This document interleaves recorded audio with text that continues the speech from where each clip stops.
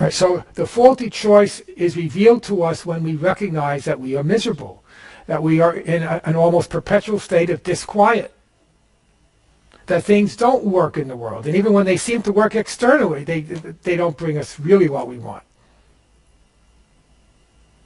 And again, a very helpful way of realizing you made a wrong choice is simply examine your reactions and realize that your reactions do not embrace everyone. You watch a news program and you immediately choose up sides. Right? You step into an office, all right, and you evaluate who are the good guys, who are the bad guys. You grow up in a family, and you soon learn, who are the black sheep in the family, who are the bad guys in the family, who are the people that everybody likes to talk about when they're not there. Right? You have a circle of friends, and then there are certain friends that love to talk about other friends.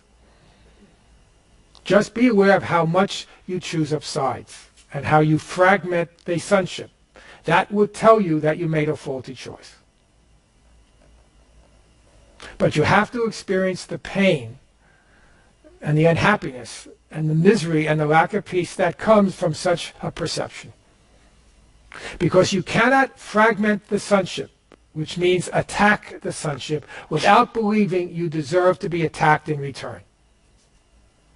So when you begin to have fears of flying, right? Fears of growing old, fears of things that you eat, fears of being with certain people, fears of walking into your office Monday morning, then you know there's guilt. And if there's guilt, it's because you attacked. Guilt demands punishment. And you will fear the punishment that you believe is inevitable. So whenever you begin to feel some kind of fear, some kind of threat from outside that's going to hurt you, realize it could only be because you believe you deserve to be hurt. And you deserve to be hurt because you're guilty, and you're guilty because you have attack thoughts. And so you bring everything back to the mind's decision to be with the ego. Otherwise, you would never be afraid of anything. That was Jesus' point to Helen, as I mentioned earlier. When, again, she asked him to take her fear away.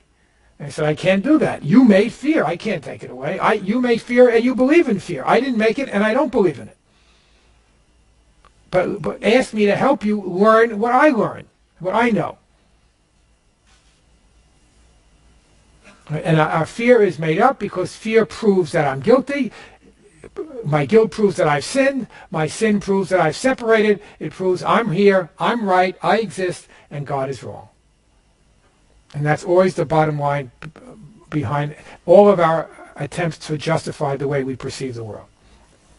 Is there any direct correlation between the person whom you got attacked and then you fear? I mean, when you walk into the office, is it pretty safe to say that you probably attack the people you work with? Yeah, it is, but it doesn't have to be that way.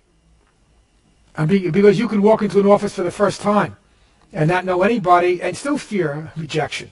So it's all about God in the end, because if you're in the end, it's always about God. Just if you're a God, it's just in the ego's end, it's all about God, and in the capital E end, it's all about God. Yeah. So it doesn't always have to mean that if I'm fearful you're going to reject me, it's because I rejected you. If that could be, but again, when you're with a stranger, you can still have the same feeling, because we're bringing with us this guilt, which ultimately is because we believe we separated from God and attacked Him. It's like the shadows of the past. Right. And what we see in our personal world is simply the shadows of the shadow. Yeah, Tom. In this case, it's not necessary to know who you attacked, when you attacked, No, most of the time it's a waste of time. The only value it has is that it can demonstrate you how you're projecting. So in that sense, it can be helpful. But once you got that kind of principle down, it doesn't matter. So that line near the end of the section, the dynamics of the ego in chapter 11, that says, if he speaks not of Christ to you, you spoke not of Christ to him. Which means if you do not perceive your brother speaking Christ-like to you, being kind to you, it's because in your mind you are not kind to him. Now, that doesn't have to be literally that same person. Because again, I can meet you for the first time and believe that you'll reject me, because in my mind I know I reject everybody. So of course you're going to reject me. And again, it's not necessary to do a whole analysis about where and when this happened. It's enough to know that I'm never upset for the reason I think. I'm never rejected for the reason I think. And most importantly, because perception reveals the secret wish, right? Most importantly, if I believe I am rejected, if I believe I'm criticized, I'm attacked, and that is what my reaction is, it's because I want to have that reaction.